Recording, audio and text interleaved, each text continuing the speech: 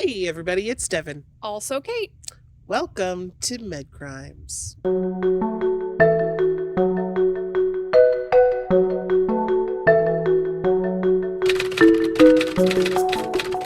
Cold in the basement. These Baby, blankets help. it's cold outside. You're welcome, everybody. That always happens. Always. Literally always. I live my life in song. It's a true story. You guys, it's a true story. You guys, this girl, once again, pampers me. I gotta say, it's a beautiful, nice, chilly Saturday afternoon. Mm-hmm. Still happy every other Tuesday. Mm-hmm. But I just arrived with a preheated throw, full cup of coffee, and a beautiful birthday present. I am now proud to say I am now officially part of the Stanley family. Yay. I got her. My first ever. I'm a Stanley virgin. I had to karate chop an old lady to get it, but it happened. Just kidding. I would literally never. She would not. I did have to go to more than one store. That's her dedication to her best friend. That's dedication right there. Mm-hmm. She deserves 93 Stanleys. God love ya. But yeah. God love ya. We have 2 new Patreons. Yes, we do.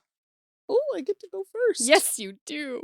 Glenda Hernandez. Yeah, Glenda. Like Glenda. Ooh. Glenda, sort of Glenda. like Elphaba and Glinda from the new Wicked movie, which Speaking I'm so... Oh my who God. else saw that trailer? I can't even... Super Bowl Sunday. I'm so excited. First commercial was Wicked. Yep. Hello. Hello is yes. Right. Watching that. Hello is yes. Done. Okay. Hello is yes. We also have Malia Brooks. Malia. Oh, that's gorgeous. Woo, Malia. Hi, Malia. Okay, Malia.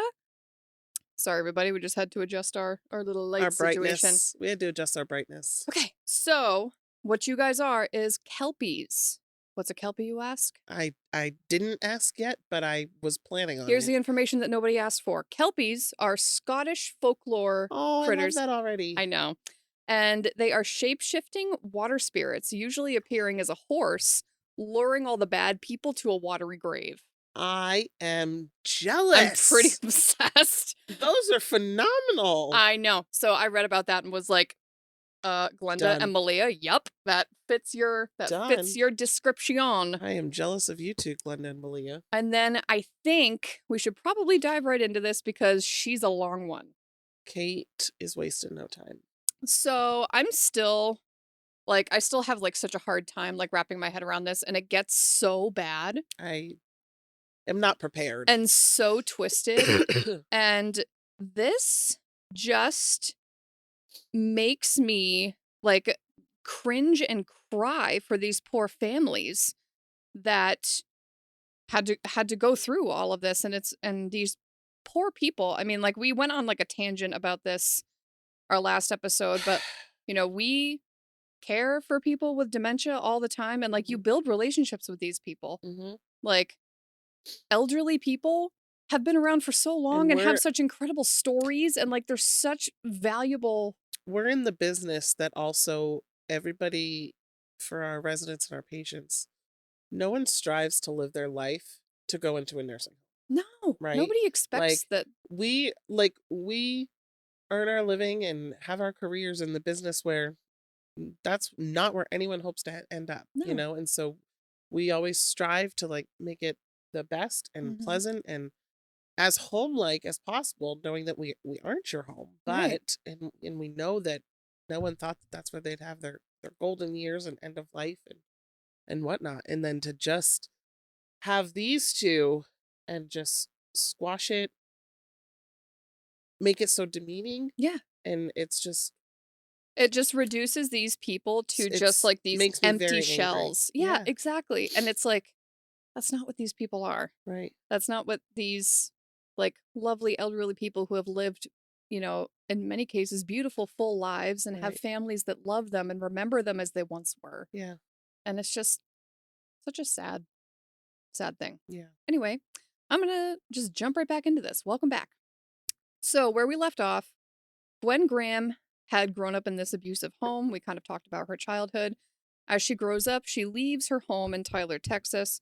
She starts anew as a CNA at Alpine Manor Nursing Home, which is a facility in Grand Rapids, Michigan.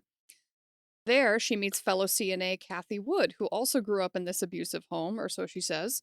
And the two bond immediately, and they begin this love You say, or affair. so she says. So it's, I caught on to that. Yeah. I caught on to that. Subtle. So we are we are Subtle. gonna talk about uh the twists, and there's turns, and there's manipulation, and there's a lot of stuff that we sort of get into about how crazy both of these ladies are. Mhm. And what the running theory is about, like, who was kind of the ringmaster and who was not so much the ringmaster. So the two sort of like give conflicting reports, but ultimately they decide that to cement their toxic bond, Oh boy. they would begin murdering patients Mhm. that they cared for together, and they took their first victim together by suffocating her. And this was a 60-year-old woman with advanced Alzheimer's disease. Which we've gotten into last Which, time about the most devastating, and I said that before I even knew patient number 1. yes. Trigger warnings for this episode include sexual abuse and elder abuse. So, Great. so we kind of left off right after they had committed this first murder. And while these two ladies give like conflicting reports on who did what and who was like the Right. puppet master, Right, exactly. Yeah. the more I'm reading about it, the more it seems like Kathy sort of drove this Really? and was like the puppet master of the situation. And we'll get very heavily into it. I can't wait to find out why. And this does not excuse Gwen's behavior at all. But I'm just saying that to provide a little bit of insight into like their dynamic. Gwen, now remind me, Gwen was the one who has an ex-husband and a child, correct? That is Kathy. That's Kathy. Okay. Yes. Gwen is the one that grew up on the farm Yes. and had never been married, Right. does not have any children. Right. Lost the dog. Yes. Yes. Yes. So, a lot of the source material for this episode is coming from this book called Forever in 5 Days by Lowell Caulfield. And it's a very in-depth look at both of their lives and their upbringings, their relationships. It also includes like dialogues that are reported to have happened and things that are, taken right from the trial. It's super, super interesting. Mm. So, Forever in 5 Days by Lowell Caulfield. So, go look it up. I'll also link it in the show notes for everybody. So in this book, I had found that prior to getting together with Gwen, Kathy had actually engaged in an affair with another CNA at work by the name of Dawn. And she and Dawn had sort of this affair like on the down low. There's mention that Kathy and Ken were still together at this point. She was still Hmm. married at Okay. this point. I was about to say she's loving this newfound freedom, but I guess Mm-hmm. not. So Ken at one point, I guess, might have even caught them together Sorry, Ken. when they were having like together one-on-one time. And I bring this up because Dawn later reported that a lot of what Kathy had told her was seemingly untrue. Like she would tell Kathy would tell Dawn these like outlandish stories that Ken was really abusive to her and her daughter, and that Ken forced her to gain weight because he like force fed her food, What? and that Ken had sexually assaulted her at one Oh point. dear. So we don't know for sure, obviously, what happened, but there's Right. absolutely no evidence that any of that happened. And later on, Ken actually goes on to absolutely deny all of these claims. Mm-hmm. And their daughter, whose name is Jamie, by the way, Oh. who's grown now, has absolutely no memories of anyone being abusive, of her father being abusive to Right. either one of them. Okay. And if anything, Kathy was the one who was abusive to both of them. She was negligent with her daughter, Right. and she was verbally abusive and manipulative with Ken. So there's that. Which is probably what started to lead to what got her into on this podcast. Yes, I mean, exactly. if she wasn't manipulative and negligent, she probably wouldn't be on a show called We Medcrimes. wouldn't be talking about her I mean, right now today. yeah. So also Dawn goes on to state down the line that Kathy had told her at one point during that relationship, "I just don't care about Jamie. It sounds terrible, but I don't know. I just don't care." End quote. It's awful. About her daughter, That's about her awful. 7-year-old daughter. That's awful. So for me, that's like a sociopath Of course. type Of thing. course. Um, Emotionally detached. I mean, if for a mother, I shouldn't say mom, for a mother to say that about her child is just, for me, that's insane. I mean, I know you see that in a lot of postpartum depression You and do, and psychosis and psychosis was and things like not. that, so you're right, it could Um, absolutely very but much I be mean, this is this is also 7 years years. later, Yeah, like, exactly, yeah. exactly. Dawn also noted when the 2 of them had actually met, Gwen and Kathy, like, so Dawn was there and sort of was the one in the friend group to sort of introduce Gwen and Kathy when they started working all there together. So Dawn was there, and she had said the first thing that Kathy said to Gwen when she noticed the scars on her arms. Gwen had scars on her arms from self-harm. Remember I mentioned Mhm, that she was mhm. self-harming when she was in high school. So it struck Dawn as odd that it was the first thing she noticed, and she just very forward, had like no filter whatsoever, and she just like asked her, "Hey, how'd that happen? How'd you get those scars on your arms?" When like it was obvious by looking Old. at them Yeah, what they were, right. and she was unusually interested in those scars. Hmm, And it seemed like a little and this inappropriate was to be Dawn? like, this is their first interaction. Huh, Dawn right. is witnessing all of Got it, this got it. when Kathy and Gwen meet. Kathy Right. initially, like almost before she even said hello, was like, "How'd you "What'd you get do? those What'd you scars?" do? What's Yeah, this?" exactly. So it just struck her as like unusual. So that's just again to provide a little bit more background into that whole Mm, moment. So this first murder happens. Now, given that the patient had some chronic illnesses, advanced dementia, it was felt that this death was most likely natural. Additionally, with suffocation deaths, it's not uncommon for there to be like almost no outward signs, like mm, physically, mm, if somebody has been suffocated to death. And they really had no reason to believe that any foul play had happened at the time. So as a result, her death was deemed as natural and was felt to be as a result of some like acute cardiopulmonary event. And an autopsy was not pursued. And autopsies at this level of care are actually quite uncommon because the vast majority of these patients are elderly and a lot mhm. of them live there permanently. And with chronic conditions, deaths at facilities like this is like expected, Right, really, right? right. Unless there's some extenuating circumstance, like they have a bad fall right before they pass, or All there's within 10 days. Devin I know that one knows. very She well. knows. And typically families will decline to pursue autopsies most of the time. Mhm, So there's this whole 3-month time frame that I mentioned, where several other murders as well as attempts happen.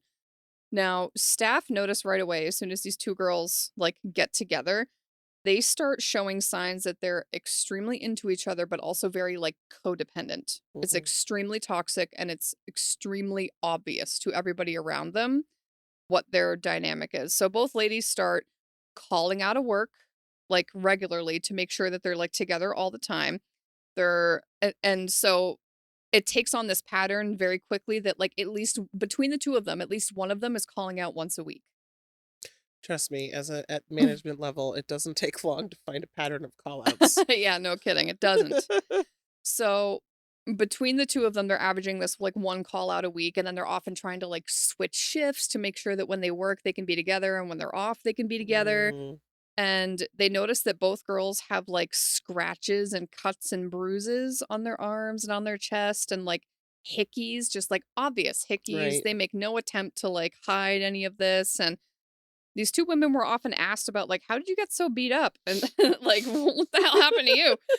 And down the line during interviews, they would say that these were the injuries that they would inflict on each other during their Yeah, we touched upon that love-making last time, yeah. situations. Mhm. Yes. So a strong codependence is forming here. Like Clearly. they can't function when they're apart sort of And this is situation. happening fast. So fast, like insanely fast. Mm, So during this period, a friend actually who would later come forward that she witnessed a physical altercation between Gwen and Kathy during their like first months of their relationship, and she said that the two got into a verbal argument and that she witnessed Kathy pulling Gwen back by the hair and like slamming her head against a wall oh, or a wow. door or a door jamb or something like that. So lots of volatility, very toxic. There's like fighting and then like passion, and it's like these extremes, right? Yeah, wow. Red flags everywhere. Like Yeah, a these little bit. ladies who were both abused are like now in this cycle of abuse, right? Codependent abuse upon each other. Exactly. So it's worth noting at the time at Alpine Manor, the turnover among staff, particularly with nurses' aides, is extremely high.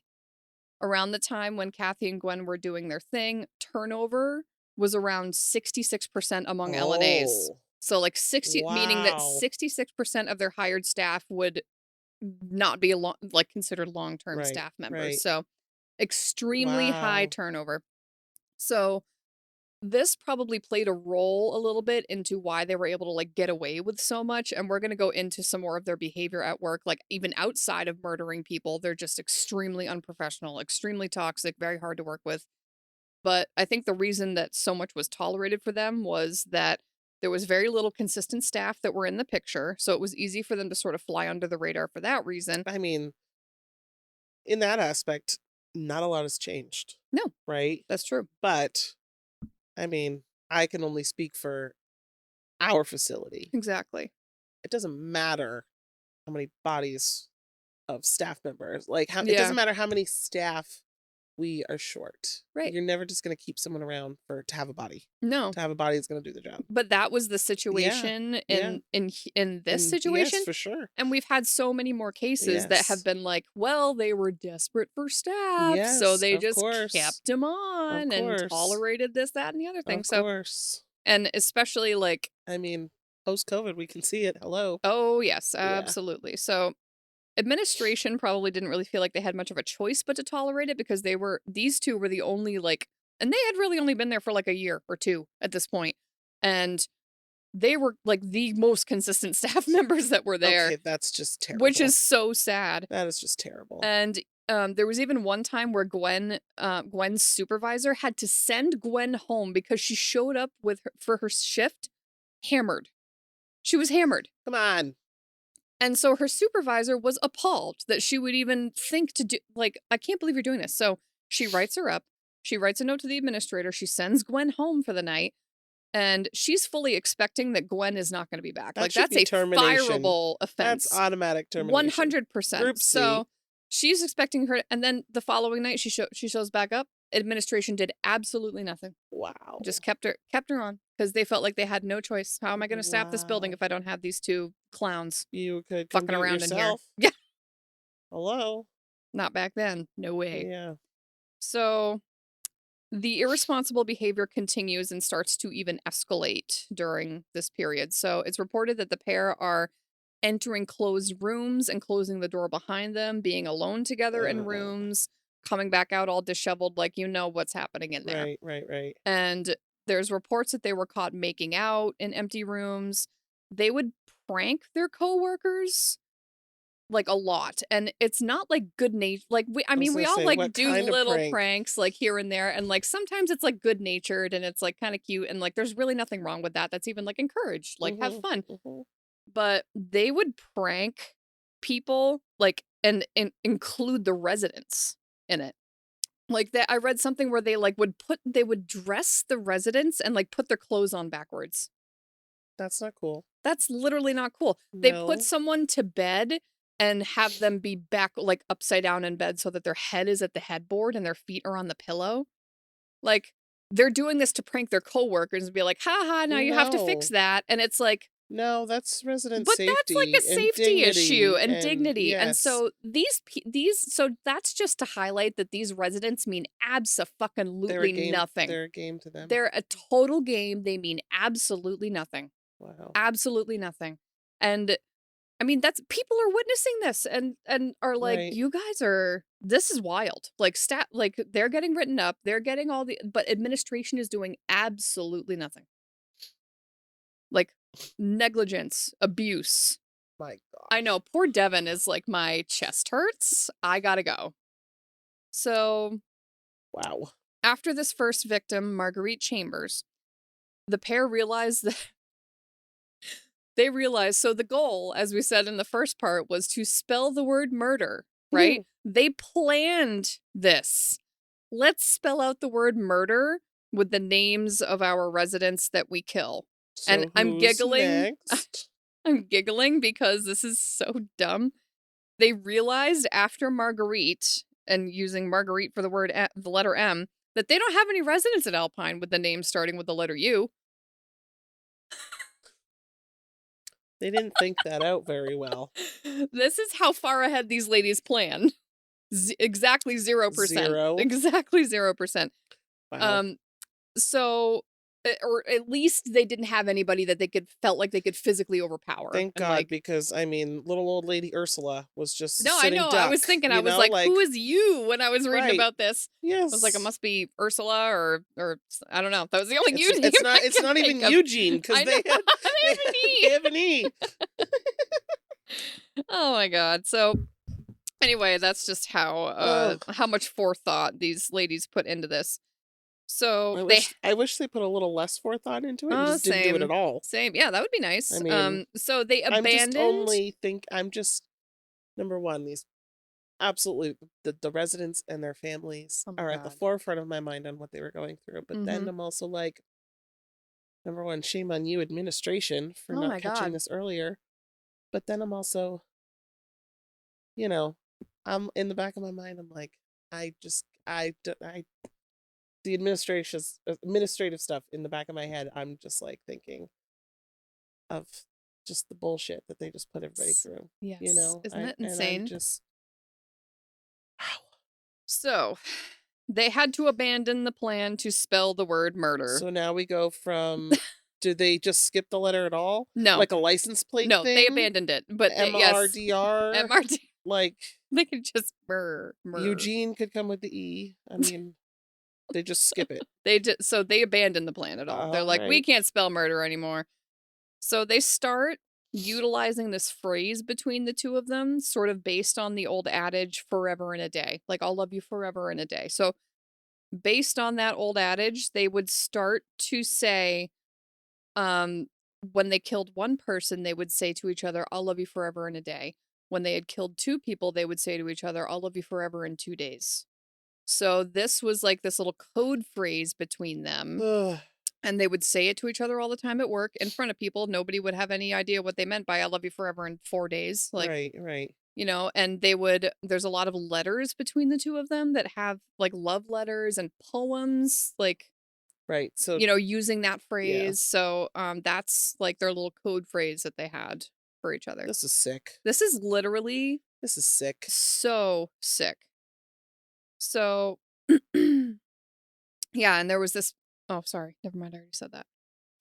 So they then set their sights on 95-year-old Mm, Myrtle Luce. mm, Myrtle was a woman who suffered from organic brain disorder. Organic brain disorders are a little different than like Alzheimer's dementia. mm. It's a term to sort of describe any cognitive disorder that has an organic cause. Like, so for example, um, the Alzheimer's dementia is like a degenerative brain Mhm. disease, right? Organic brain disease is like a traumatic brain injury. So a Right. brain injury from trauma or cognitive deficits caused by brain trauma. Or another example would be like long-term drug and alcohol abuse causing this cognitive Like the deficit. Kawasaki. Right. So it's like a Yeah. Mhm. secondary Mhm. cognitive deficit. So overall, though, it presents very similarly to Alzheimer's dementia and it progresses like other forms of dementia. So in early February, Kathy and Gwen proceeded to pinch Myrtle's nose shut and hold a washcloth over her mouth. And for some unknown reason, they did not keep going until she died. They did not kill her in this moment. So Myrtle What? survived this initial ordeal. So I'm not sure if maybe somebody walked by, they got spooked for some reason, or they felt like she fought too hard in that moment. We don't know for sure. Um, but that same night, another nurse's aide came into Myrtle's room and noticed that Myrtle had blood coming out of her nose. Oh. And the aide cleaned her up. There was really no bruising, no other physical signs. And unfortunately, due to Myrtle's cognitive impairment, she was unable to tell any staff that she had been attacked. Oh, that's devastating. How sad is Wow. that? That's devastating. So, um, next, after that Oh my incident God, with that poor Myrtle, thing. how horrible, how I horrifying. Can mm. you imagine if you had heard No, I can't imagine. Can you imagine if No. this was your mother? Oh, no. So, next, 77-year-old Donald Randall was another attempted victim of Kathy and Gwen. again in early February, Kathy and Gwen attempted to suffocate him using their typical method with the washcloth and the pinching of the nose. It seems like in this case, however, despite his profound cognitive impairment and aphasia due to a prior stroke, he was able to physically fight back enough so Good that, for that him. they could not overpower him. They totally underestimated his I strength. mean, let me tell you, the strength of some of our residents, Oh man. my gosh, when they want to be, Woo! woo, yes, Yes. they're throwing hands, tossing hands. So he continues to fight against whoever was attempting to suffocate him until they essentially gave up and walked out of the room. And unfortunately, he too was unable to ask for help, unable to report Right. this because, I mean, he had survived this horrible ordeal. So he survived. So what was the sign that was left behind that he was attacked? He didn't have any signs, but this was a confession that later came Got out it. Okay. because Kathy and How would they Gwen know he was involved? later Right. on start talking a lot about all of their Mm. attempts, all of their victims, everything.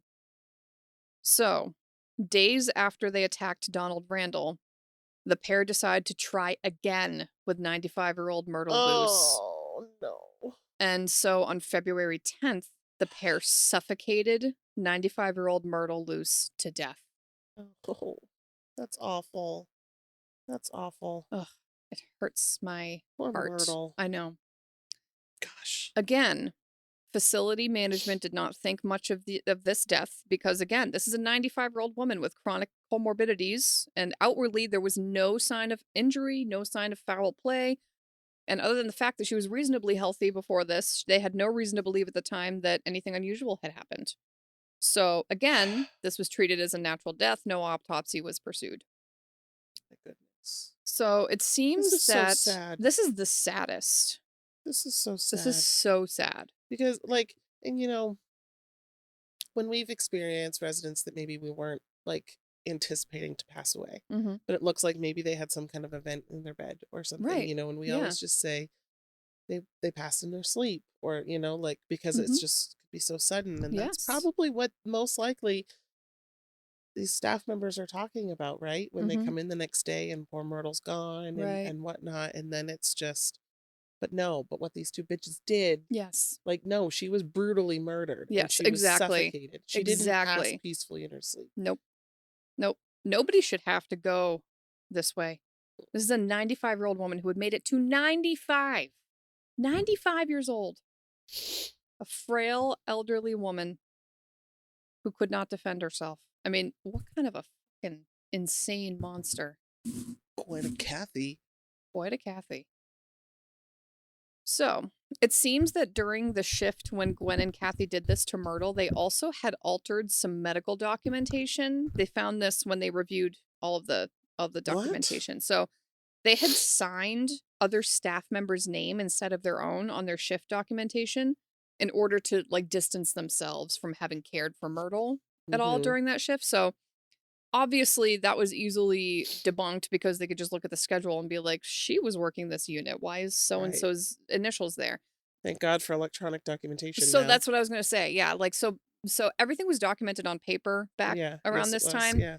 And when you're a caregiver, you have to document literally everything you do. So you take someone to the bathroom, you have to document it. They pee or poop, you got to document it. You give Yep. them a bath, you get them up out of bed and put them, give them a shower, put them in their chair, mobilize them at all, how much they eat. You're documenting everything. Yes. So nowadays, forging somebody's EMR record would be very difficult because you have to log in with your own login Mm-hmm. and you And have then use their own passwords. passcode. Yep, along the way, everything you put in, you have to put your own passcodes in, and it'd be exceedingly difficult Right. to forge something and get away with it. Absolutely. So, but yeah, back then you could, I guess, do that very easily. So, on February 16th, staff find another resident by the name of Mae Mason dead in her room. Now, this one did come as a little bit more of a surprise to people.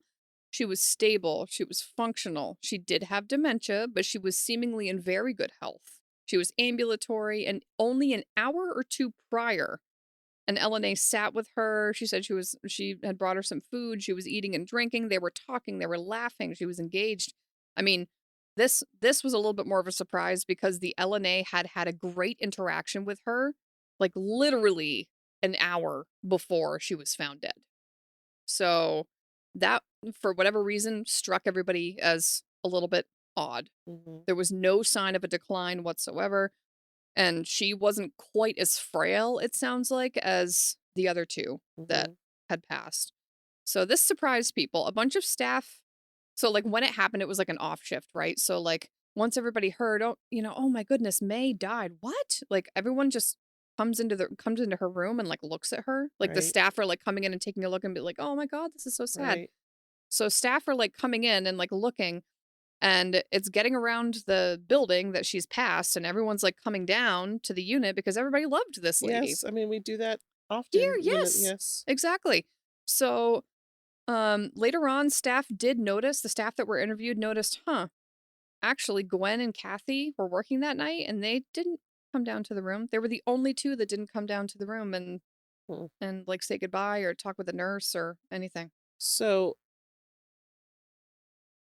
in this type of situation, given that you're a provider that would have this type of situation, right? Mhm. And you and I have had conversations Mhm. like, "Hey, Kate, as the provider, Mhm. how do you feel about this? Should I refer to medical exam?" You know what I mean? For me How do you feel about that? for me, it's tough, right? Because, she wasn't without her comorbidities also, but with the history of the LNA just having this, like, beautiful interaction with her, and literally it was, like, minutes. Mhm. It was minutes later that it was an hour later that she was found dead. Mhm. And for me, with the history and the deaths that have been sudden lately, I Yeah. would maybe recommend an Yep. autopsy, refer to a medical Yeah. examiner. Yeah. And ultimately it is up to the family. You can't force them if they don't want an autopsy, Yeah. but But there's even been times too, so when we've had situations that have come up, um, and I mean, I've been on the phone with medical examiner for mhm, our county, and you go through diagnoses. Tell me about their death. Tell me, mhm, and you just talk about it. But even a lot of times then too, in this setting, you see what comorbidities are there. If Because a natural death mhm. can happen that quickly. Yes, it It's can. less likely but Right. it But can. it It can. still can. Absolutely it can. So even if you had a provider who's like, I don't know, maybe we should report this. Maybe Mhm, let's refer to medical examiner, let them decide. mhm. Being someone who's been on the phone with them, it really is even likely I could see them in the 80s. I don't know, but Oh, even yeah. now, like, no, go ahead, release the body. Yeah. I decline Right, jurisdiction. The exactly. family can still pursue But at at that least you time, can but you can pose the question to them and sort of let yeah, them, if they feel like, what do they feel is appropriate in this situation? yeah. So, I mean, for me, I would have maybe brought that up to them and been like, because Hmm. it would never hurt. What you don't Hmm. want is for Hmm. to wish people have had Right, an autopsy down the road. You right. know what I mean? So again, though, ultimately, an autopsy was not pursued for this case. Yep. Wow. So it's around this time that it's noticed that the pair start picking up a ton of extra shifts. So now all of a sudden they're wanting to be at work together all the time. And Getting high off this. yeah, so for example, um Gwen worked 28 shifts during the month of February. 28. She was only supposed to work 20 shifts. So I mean, Okay. it's like She worked she's every there day. almost literally every day, almost every day. Well, there's So, 28 days in February. yes, so literally every day. Yeah. Yes, Unless it's a leap year. unless it's a leap year. So, and maybe they worked some double shifts too, and Yes, that's yes, counting, you know what yes. I mean? I'm not sure. So, because of their unprofessional behavior, management actually did finally try to schedule the two of them on off shifts Hmm. so that they couldn't work together. But they would always find reasons to like rearrange their Yeah, shit and yeah. their shifts so that they could always work together. So like so and so would switch a shift with somebody Hmm. else to make sure that they could always work at the same time. Yeah. And unfortunately, management did very little to stop this because they were working all the shifts. They were the most consistent staff on the floor. And the turnover rate was so high that they could not afford to lose I two more tell you, people. I often will try. I don't want so and so on same unit and Yeah. whatever. Sometimes they still find their They ways, and just I'm like, find, what? yeah, you're like, how'd this happen? What? Damn it. So, towards the end of February, another patient by the name of Belle Burkhardt, age 74, was found to have Bell. unexpectedly passed in her room. The pair were in the building at the time, and this was again not felt to be suspicious. An autopsy was not pursued. Gwen and Kathy then took several days off after this murder, and they did this a couple of times. Like they would Okay. kill someone and then take like a couple days off together, always together. And shortly after this, Gwen and Kathy actually had like a friend over one night. Remember Dawn? It was her. Mhm. And they invite her over for dinner and casually confess that Oh, they've come been on. smothering these You don't patients. casually confess this. Wait for it. They casually confess that, hey, you know, Mae Mason and Marguerite and this other lady that Belle. just Yeah. passed, and Belle, we did that. We killed them. We smothered them. Just casually confesses. And And Dawn what does Dawn do? Assumes that the pair are pranking her because No. they prank everybody all the time, No. and they're huge jokesters, and she says there's no way you guys are being serious. You guys are full of shit. I would have reported that immediately. This happens a few times with a few different people. Come on. I shit you not. No. Stay tuned. You don't joke about there's a line. They've crossed that line so many times with their pranks. I but feel like I'm sorry. nobody looked at these two women and how unprofessional they were, and the things they did, quote unquote, for fun, pranks like on their residents, using the residents, and thought to themselves, maybe. You know what I mean? Like nobody thought to just tell someone, literally anyone in Right. authority. Because, come on. It kills me. It kills me. Ugh. So, around this time, in March of 1987, this is when things start to get a little bit more turbulent between Kathy and Gwen. Gwen reports that she sort of started to realize the level of manipulation that she's being subjected to from Kathy, and she's feeling very controlled. She's feeling suffocated, and that she's being manipulated into doing these awful things to people, and and then Kathy in turn is starting to sort of realize that Gwen is starting to pull away a little bit. So what does Kathy do? They're turning on each other. She starts to look for another victim for them to kill together to like Bring them back together. reignite their fucking gross bond.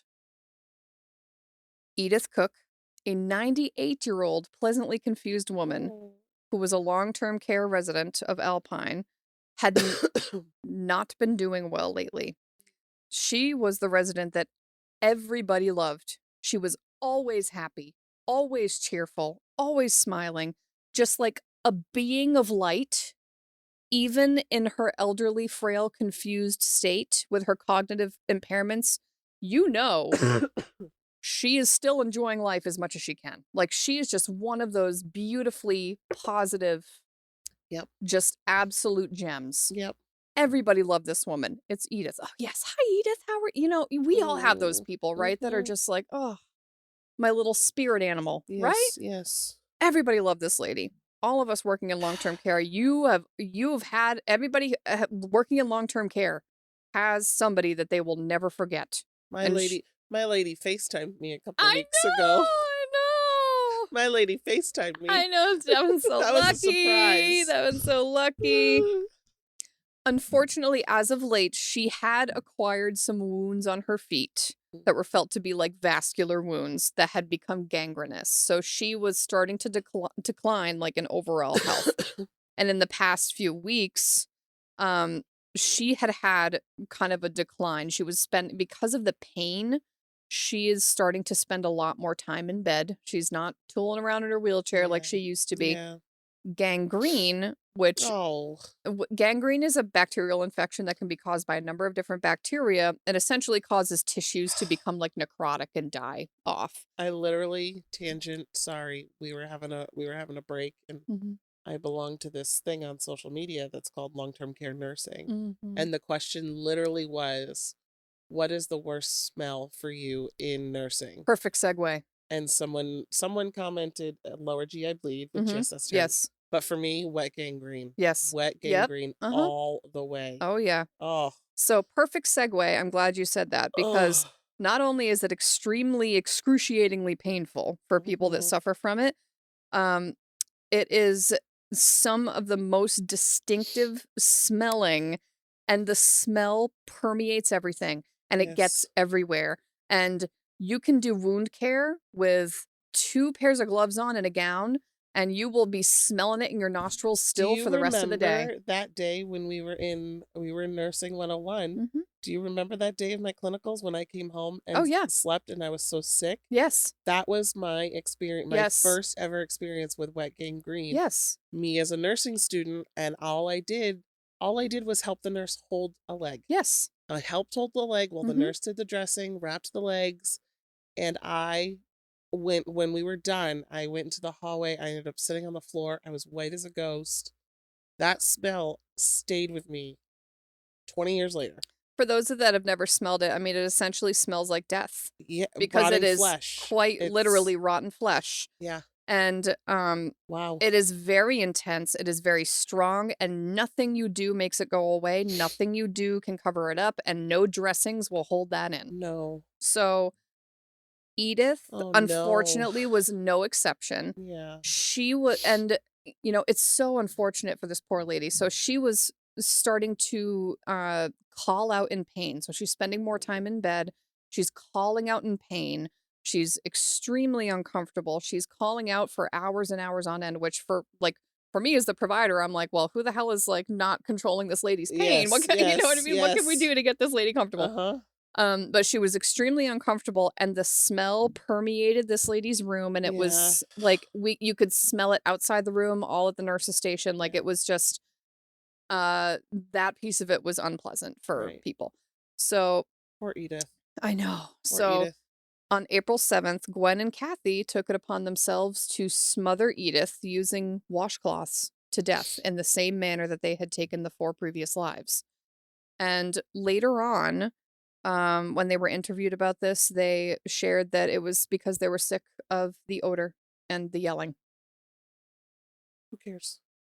which I just want to fucking karate chop these women. I want to karate chop them. I just, I fuck despise them. you. You are the worst. Mhm. You are the worst. The worst. We've done a lot of stories. How many stories now? 50 something? 6, yeah, something like that. And I've hated a lot of our people on the show. Mm-hmm. These But 2 are special, these though. 2 are harming the people that I'm devoting so far 20 plus years of my life. Mm-hmm. You know what I mean? And Yeah. oh, there is a special place This in one's hell for hard. you. Yes. There is a Yes. special place in hell for you. Exactly. So Kathy was again super psyched about this murder. Really wanted to relive it again with Gwen and was hoping that this would like bring them closer together. Like again, they're just saying this stuff is like so sick. Like what like you guys should really be very alarmed with yourselves if this is what you have to do to like get psyched about I each mean, other. Like hello. like that's a big problem. I don't know if Yeah. you know this, but that is a fucking huge problem. Wow. So I don't know if you know this. I don't know if you know this. Red flag. I don't know who needs to hear this. Red Flag Guy. Have you seen Red Flag Guy on TikTok? Oh No. my god, he's so fucking Oh God. funny. Okay. Anyway, look him up. Red Flag Guy. Kathy was super psyched about this. Gwen was less excited about it because she's like starting to be over this whole thing. I She's like, mean, I would hope so. I mean, I feel like it I shouldn't feel take like 5 she dead should have been people. over it the first time it was It suggested. should not take 5 dead people for this. So she's like over this, and she starts pulling away. And actually, around this time, she starts having an affair with another woman by the name of Janet Sawyer. Janet was a 20-year-old resident of Grand Rapids, and the 2 had met through mutual friends. They had this initial, like, flirtatious relationship, which eventually blossomed into this mutual attraction, and the 2 start becoming a little bit more serious as we enter, like, the spring of 87. So there was one rendezvous that they had wherein Gwen and Janet met up in the parking lot of a supermarket. Janet saw that Gwen was upset about something and asked what was bothering her, and Gwen sobbingly confesses to having killed multiple people at the nursing home she works at. Janet didn't believe her. Blew her Oh off. my God, Said, I'm I don't tired of believe people not believing them. I know, stop. Please, please, Janet guys. did not want to know that she was like in a relationship with. I mean, look at me right now. here's your PSA. Look at me right now. Your PSA. If someone tells you, hey, I have something to tell you, I fucking murdered someone, tell Someone. literally anyone. Please take it seriously. Please. Thank you. This has been Murdery People with Kate and Devin. This is Daily PSA with Kate and Devin. Oh, God. So Janet doesn't believe her, blows her off, and says, she's just fucking around. Which, the whole situation, like, I'm sobbingly confessing to you, and, like, how is that? Anyway, I don't know. So, May of 1987 is when Kathy gets promoted at work. To what? Charge tech, which is essentially a supervisor of the LNAs. Pickings are slim. Clearly. Pickings are very slim. Sorry. I'm not laughing obviously at this story. The Please absurdity. do not take that wrong. The absurdity is what we're laughing at. Wow. So this was not greatly received with the rest of the staff. There's slim pickings, and then there's just downright dumb. Yeah. There was a lot of that in this situation. Okay. Downright dumb. So Kathy is known with the staff of being like a little bit of a bully. She likes to steamroll people. She likes to stir up drama. Right. She lies about things. Like we talked about that all in part 1. And she has been caught in a number of lies. Obviously, she was unprofessional. So a lot of the nurses and other CNAs are like, there's literally no one else. Like, literally anyone else. There's me. Hey. So she quickly becomes this, like, complete tyrant. So she's... dictator. Yeah, total dictator. So she's verbally abusive to staff. She would put people down. She would go on a tear all around the building, essentially throwing her weight around like she's some huge fucking deal. And this actually seemingly threw another rift between Kathy and Gwen, because now Kathy is Gwen's supervisor, technically, right? And Gwen starts resenting Kathy for having gotten this promotion over her. And she said, like, out of the two of us, I'm definitely more management material. Everybody knows I work harder. I do a better job. I don't understand why Kathy is getting this position when she's so obnoxious and such a tyrant. So she starts, like, kind of resenting Kathy for this whole other reason now. So Gwen's opinion of Kathy at this point has gone, like, completely 180. So she is absolutely not into her anymore. She is ready to move on. There is still this weird layer of codependency between the two of them. Like, they somehow just keep, like, reconnecting and keep coming back to each other. And it's like, but you guys can't even really be in the same room together at this point. Like, I don't get it. No. So it's at this point that Gwen abruptly quits Alpine Manor. She applies for this new temp position and seemingly, is just hoping to completely disconnect herself from Alpine and from Kathy and all that drama at this point. So she starts this new job July 1st. So the relationship between Gwen and Kathy finally culminates in this incident in which both of them had a lot to drink. They had taken some drugs, and the two of them were riding in Kathy's truck. And while the truck was moving, a fist fight breaks out. And this is never a good situation. Gwen apparently jumped out of the moving vehicle.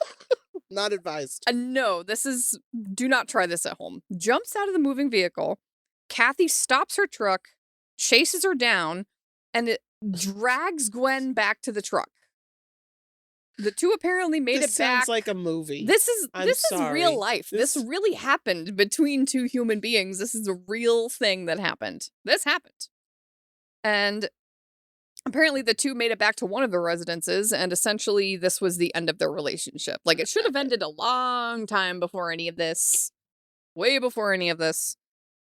Right after this, Gwen moves out of Kathy's house and into Janet's house. Janet is the new girlfriend. Yes.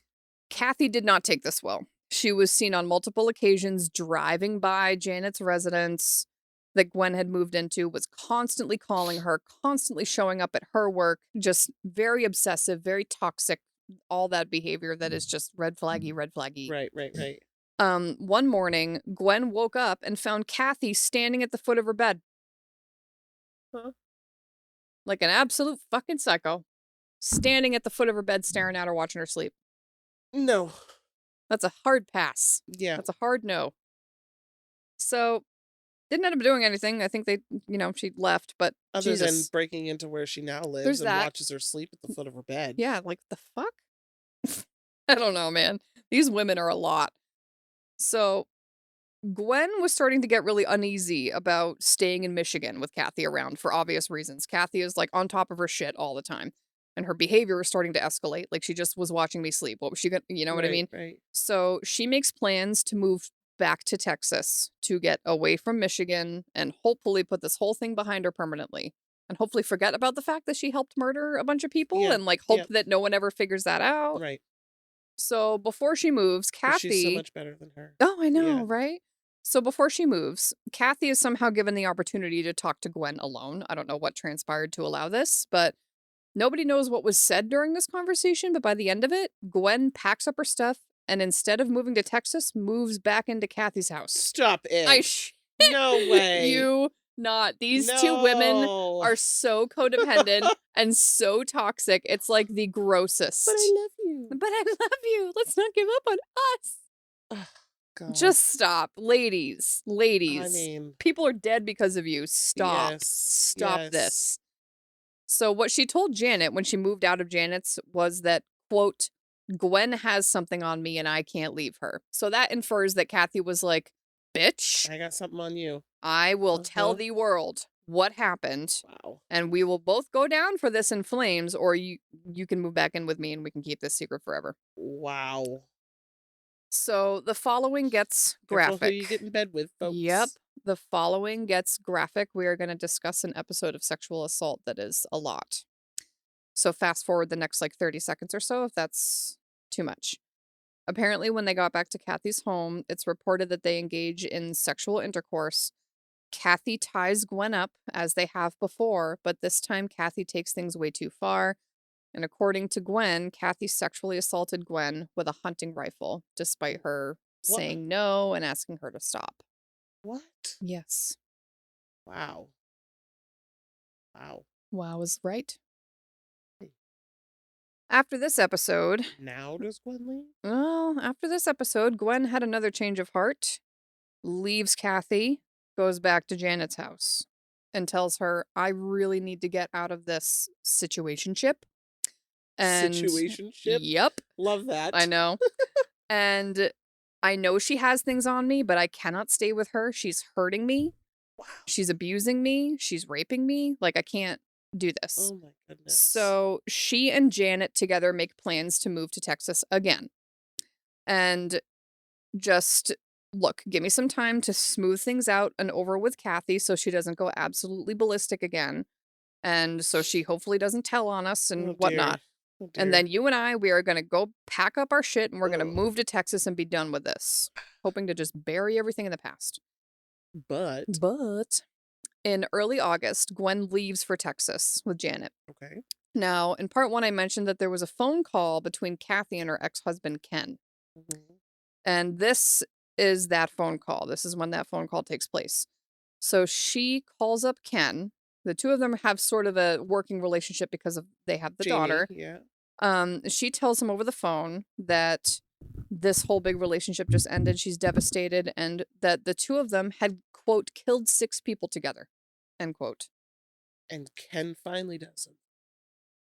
Hold on.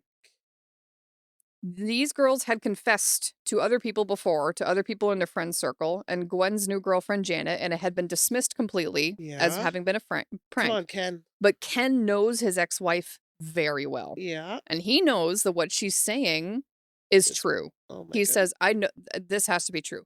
He's trying to get her to be like, that, is there any way that this was maybe an accident or maybe you were manipulated? And like, is there any way? She does reiterate that, yes, I was manipulated by Gwen. Gwen was the puppet master in all of this. This is the point at which she says, maybe it's that you thought these people were suffering and you were trying to end their suffering. No. And you did this to relieve people of existing with Alzheimer's disease and dementia. And she responded with, no, that's not true at all. We did it because it was fun. So Ken does what? After the phone call, he invites Kathy over to talk about it more, and she comes over. She continues to confess more details and just pouring everything out onto Ken. He immediately knows that she is telling the truth. He's like, there's no way this level of detail is all a lie. Right. He knows she lies and elaborates and confounds. He Right. knows that about her, but he's like, there's no way. So she tells him about their plan to spell out the word murder that they had to abandon, and then the phrase that they Abort. use. She tells him about the washcloth. She tells him about the attempts that weren't as successful. She tells him everything. And in Kathy's narrative, again, it's Gwen's Right. idea. It's Gwen driving this. Save me, help me. Save me, help me. Gwen Yeah. made me do this. Gwen killed everybody while I was the lookout, and I didn't actually kill anybody. It's thought that this was the last ditch effort for Kathy to kind of try and control Gwen, obviously, right? Gwen had left her for another woman. She was angry, she was hurt, and she was doing exactly what she said she was going to do, which is blow this whole thing out of the water. Right. But he initially responds with saying, listen, you need help. Obviously, you need help.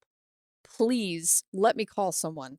We're going to call the authorities. I'll go with you. We're going to tell somebody about all of this, and they're going to get you the help that you need. Clearly, there's something going on. You need mental health support. This is not normal. Let me help you. She responds angrily and tells him, if you call the police, I'm going to kill myself. Oh, come on. Some Please tell me he does it anyway. More grandiosity, more manipulation. Right. So, for true fear that she would hurt herself, Ken makes the initial decision to keep the secret to himself, just for the time being, so that he can kind of continue to get some more information and see if he can kind of feel out what the right next move is. So, the first initial week or so, he keeps this secret. Now, Gwen had cut Kathy off completely. But while in Texas, she starts panicking because she has just left Kathy, and Gwen starts getting concerned that Kathy is going to do something to expose what they did. Right. So she knows, and it occurs to her, shit, there's actual documents. We write letters and poems to each other all the time that talk about the killings and talk about. Gosh. And she's like, Kathy has That's all been left behind. Kathy has all of that. So I literally have written confessions that Kathy has. So this is not so good for me. So she starts realizing that she could easily turn those into authorities and essentially have confessions incriminating both of them. Yeah. Ken, like I said, keeps Kathy's secrets initially. It sounds like it was a week or two max during this time. This entire time, he's trying to convince her to seek mental health help, trying to convince her, please, don't hurt yourself. I don't want my daughter to be without a mother. Don't hurt yourself. We can get you help, and we can make this right. We can do the right thing here.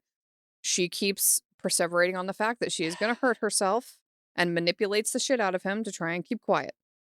So on finally, it occurs to him that, I think the thing about her threatening to commit suicide, he's like, I don't think she's going to do it. I think she's saying that to try to scare me into being quiet. Right. So when he's pretty confident at some point that she's sort of bluffing about that, he makes the decision to risk it and to contact the authorities. Thank you, Ken. Finally, Ken. Finally, somebody fucking takes something. Thank you, Ken. We like you, Ken. Go, Ken. Go, Ken. You go, Glen Coco. Go, Ken. Jesus Christ. You go, Glen Coco. So, on October 6, 1987, Ken Wood walks into a police station in the town of Wyoming, Michigan, and asks to speak to an officer regarding the statements Kathy had made. And he sat down with Detective Tom Freeman, and he tells him everything. The next day, October 7th, Detective Freeman picked up Kathy from Alpine during a work shift and brought her in for questioning. During questioning, Kathy was aloof, didn't seem nervous or upset at all, and in fact didn't seem to want to take anything seriously and thought this was all stupid. When he asked about the allegation, she dismissed everything as a practical joke. I was joking. What? Did Ken think I was serious? Because it was a joke. Detective Freeman did not buy it, thankfully, and went ahead with securing a search warrant for her property. When authorities told Kathy that they were going to begin poring over medical records from Alpine, she started to dial back on the aloofness and started to talk.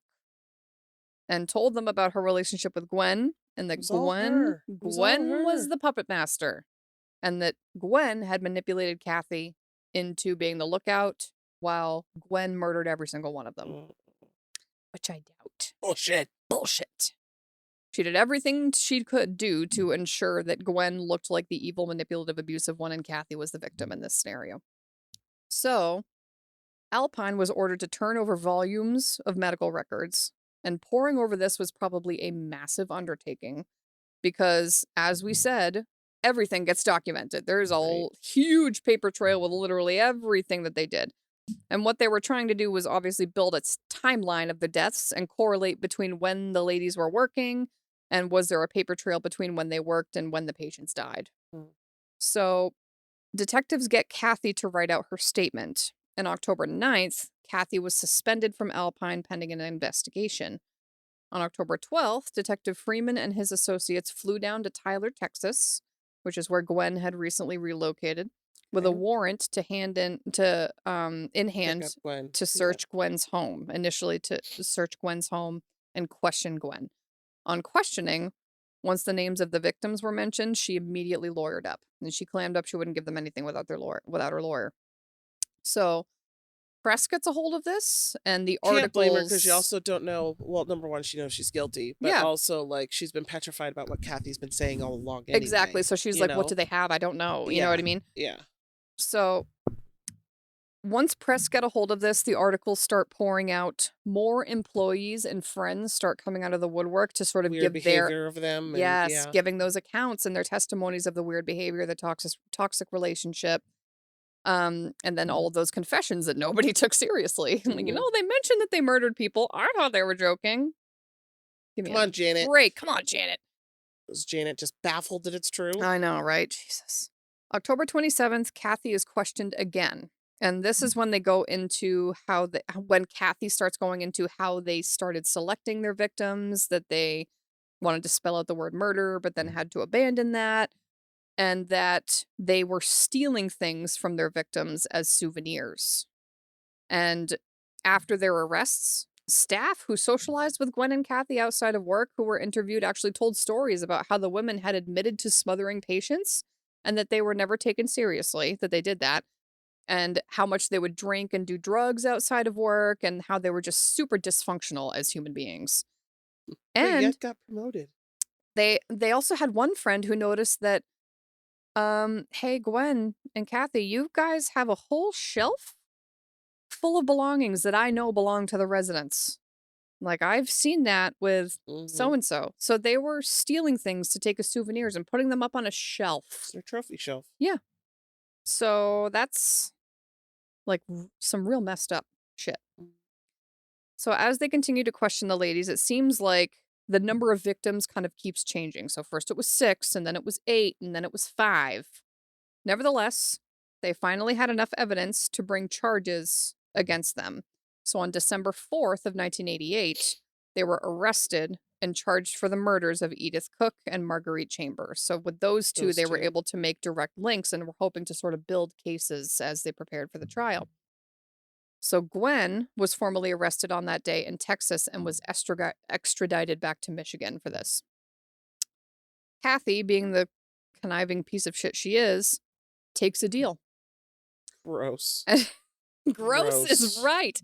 And she said she will plead guilty and testify against Gwen to get her charges reduced. And we'll go into what the charges end up being. So, April 19th of 1989, there is a preliminary hearing in which Kathy takes the stand to testify against Gwen. Kathy, of course, is claiming that the murders were Gwen's idea. Right. Gwen was the most abusive one in the relationship. She was manipulative. And when asked why she went along with all this, she said she felt like Gwen was the first and only person to really understand me. I didn't want to risk losing the relationship. Bullshit. I know. The press covering the trial took that tidbit and like ran with it, and the news outlets described the People pairs. could see past this, right? Please don't. Well, they don't. it doesn't end well. So describing the pairs, so papers start putting out this like lesbian love affair, and it's like all very like, you know, everybody like headlines like this, you know, lesbian love bond. And Gwen was in the courtroom as Kathy gave this testimony throughout, and she showed absolutely no emotion for this testimony. So Dawn Mayo, who was a very close friend of the two, and Mm-hmm. Kathy's ex-girlfriend, takes the stand to give her account of the pair's relationship, the confession that she ultimately didn't believe, the toxic behavior, the unprofessionalism, all of that. And interestingly, while Dawn was describing an altercation that she and the ladies had together, Gwen started giggling uncontrollably. And this was like one of the only What? times she showed any emotion during the whole trial. She just like started laughing weirdly at this Okay, that's messed up. moment. And we start like learning a little bit more about like Gwen's mental state, and we'll get into it. So Gwen's behavior continued to strike people as odd, even just like while hanging out in prison. There was one time actually when her attorney came to visit her and he found her yelling and crying in her cell and stating that she was terrified that she was being sucked into the toilet. I mean, I'm terrified of that too. You I you mean, should be. quite It's a frankly. very real danger. Yeah. So Poop but monsters. this is like a delusion, Yes, right? Like a yes. psychosis. So Yes. um this was like more than just your average being a weirdo. So do you think this like so I mean obviously she's going to be deranged at some point to participate in all this with Kathy, right? Mhm. Like there's no question about that you got something wrong mentally and you're going through some Mhm. disorder. Whatever it is, clearly exacerbated by the stress of Mhm. Right. being arrested on trial. Yes. She going psychotic now? Right. Like We'll talk about it. So, Kathy and her team start using Gwen's instability and poor mental health to their advantage. Of course, right? because why wouldn't we, right? Yep. So, Kathy just keeps reiterating that it was Gwen's idea to kill, and Kathy just went along with it and attempting to garner all this sympathy with the jury. And it was later observed that one day that Kathy was like passing by Gwen in her cell because they were being held at the same institution. And Gwen was seen like pointing and laughing at Kathy. I'm sorry. Kathy was seen pointing and laughing at Gwen in her cell, like taunting her. Great. Mm-hmm. So Gwen now takes the stand Mm-hmm. and she denies killing anybody. She says, nope, I was the lookout. Kathy did all the killing. And with every single one of the victims. And that's, it was all this stupid joke that got out of hand. Of course, now it's a he said, she said. Exactly. So, Yeah. like, the truth lies somewhere in between, I think. Like, we Mhm. don't know the exact truth of what happened. Yeah. On September 20th, 1989, the jury deliberated for just 6 hours before Gwen Graham was found guilty on a total of 5 counts of murder, 1 count of conspiracy to commit murder, and was given life sentences for each of the 5 counts of murder and a life sentence for the conspiracy without the possibility of parole. So Gwen is getting put the fuck away for this. She deserves it. Yes. She deserves it. So How about the other one? when she was read the verdict, Gwen had no reaction whatsoever. Mhm. Kathy had taken the deal and pled guilty to avoid her trial altogether, pleading guilty to conspiracy to commit murder and second-degree murder. So she was having lesser charges, and she got sentenced to only 20 to 40 years in prison with the possibility of parole. Because technically that's like right now. Like if she hit the Yep. 40 years, She like was that's like released in she's 2019. what the Come on! She is among us. Come on. She walks among us. No way. I She shit you does not. Yep. Well, Gwen What? is still in prison for the rest of her life. Wow. While in prison, Kathy was reported by fellow inmates to take pleasure in manipulating people in an effort to gain money, toiletries, clothes, and other prison commodities. She was also accused of sexually and physically bullying and abusing other inmates. And even started bragging about the case, openly admitting that she committed the murders on her own and framed Gwen and got her put away for life, taking advantage of her suggestibility just to get back at Gwen for flirting with other women and leaving her for other What? women. Mm-hmm. Wow. Who knows if that's a little bit of grandiosity or if that's true? Maybe a little of both. Now, Gwen, while in prison, agreed to psychological evaluation because, again, she's having these episodes of like delirium. Mm-hmm. So she was found to have low functioning borderline personality disorder. So she has a psychiatric diagnosis. Mm-hmm. And experts actually state that with her level of cognitive functioning, during this time, it would not have been possible for her cognitively To plan that out. to and manipulate Kathy right. or to plan to the degree that that took or to cover things up. Right. She literally did not have the capacity to do that. Yep. So what Kathy had testified more than likely was utter bullshit. Right. Right. And it is far more scientifically likely That Kathy's a sociopath? Kathy is a sociopath, manipulated the shit out of Gwen, and Gwen probably did some things. Of course. Yes, she is not guilty. She is not innocent in this. Excuse me. A lot of people have bipolar disorder, and most of them don't murder people. I'm not giving her an excuse. I'm just giving you some insight into her state, and that she is far more likely, it is far more likely that she was very impressionable and very easily manipulated, according to psychiatrists. Yeah. So, tough to say, again, where the actual truth is. It's somewhere in the middle of all this. None of us know. But on October of 2019, Kathy Wood was granted parole at age 59. And she moved to South Carolina, where she lives with her sister. She is barred from ever working in healthcare. I mean, at a fucking minimum. Thank you. Yeah. And Gwen Graham, to this day, remains in prison. Wow. Wow. I was not anticipating you telling me that Kathy was out. And Gwen will rot in prison. Wow. Yep. Wow. Wow. What a story, right? Oh my gosh. Isn't this insane? Wow. I can't even. This was such a heavy one. My God. Thank you guys for watching and for listening. This has really been a tough one. Let us know what you think. If any of you work in long-term care like Kate and I do. If you have a resident that you just, that's your ride or die, tell us. We want to know. Oh my gosh. We want to know about your ride or die. Yeah. Yeah. I've had So a few. sad. I've had a few ride or dies. Also, it doesn't matter if they're your ride or die or not. They don't Gosh. deserve that treatment. No. Yeah. No. But you know what? You can't work in the industry that we do. You know, I mean, obviously, in every aspect of healthcare, you get attached in some way to who you're caring for, whether it's for a few hours in the ER that they impact you, or for years in long-term care, they impact you. But when you just get to know someone as they are now, you know, because some of them are very different than when they were younger. Right? Yes. It's just, there's nothing like it. Yes. There's nothing like it. Well, thank you for listening, everybody. If you want to keep hearing more from us and seeing what we're up to, you can look for us on Facebook at Medcrimes Podcast. I'm not even going to mention the Twitter thing. Nope, we're just done with Twitter. Yep.